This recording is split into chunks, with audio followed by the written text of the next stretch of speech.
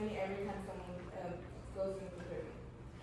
Now imagine that same company lobbying lawmakers to keep sentences long and prisons full. Though it might sound like fiction, this reflects the real structure of prison and private prison industry. While this might, it's actually happening in our country today. It's called privatized incarceration, a system where corporations make money by running prisons. Whether you have contact with the justice system or not. Even though you've never been to prison, you pay for the system. Or not. This issue affects you. Your tax dollars supports these companies, the profit-driven policies that influence shapes communities across the nation. After researching, I researched government reports, academic books, and laws. This may shock you because how deep the business side of incarceration goes. Privatized prisons are run by profit from incarceration, influence public policies, create poor conditions, and cut costs. Let's begin by defining. To start this, let's look at what privatized prisons are and how they operate. As companies like Corvic and the GEO group are paid by the government to house inmates. These receive funding based on how many people are incarcerated. Essentially, these companies are getting paid per inmate per day. How they profit? Inmates labor, phone call sales, commissionary markups, medical service, and as Lauren Brooke Einstein explains, private prisons companies have a financial stake and continued growth in America. The more individuals who are locked up, the more money these companies spend to make. These aren't just service houses, there's corporations with shareholders and profit goals.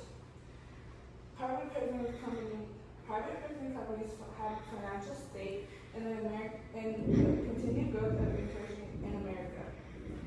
Now let's look at how these companies influence law and policy. Private prison companies don't just house inmates, they lobby and increase incarceration. According to research done by Selman and Paul Wiegand, private companies play an active role in sharing criminal justice policy to protect and expand their interests.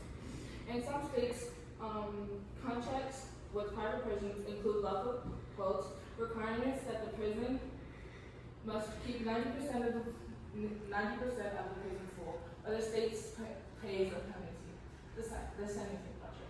This creates a troubling incentive. The more people in prison, the more profitable the business will be. Spending millions on lobbying, promote longer sentences and stricter laws, pushing for lockup quotes and contracts, playing active role in shaping criminal justice policy. Some states require prisons to remain full. New profits from immigrant detention and ankle monitoring.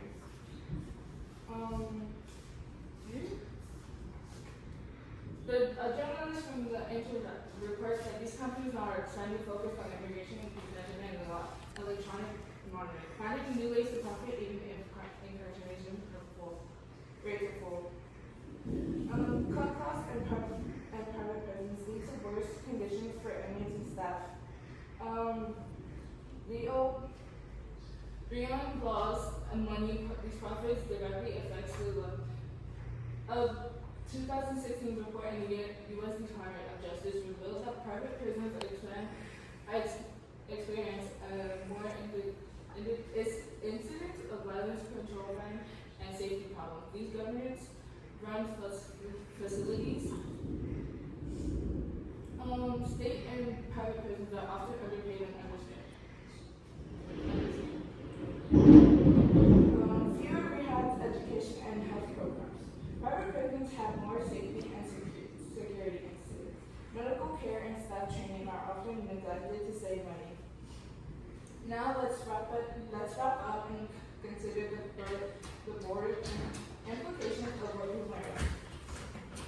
In summary, private prisons profit from keeping people in prison.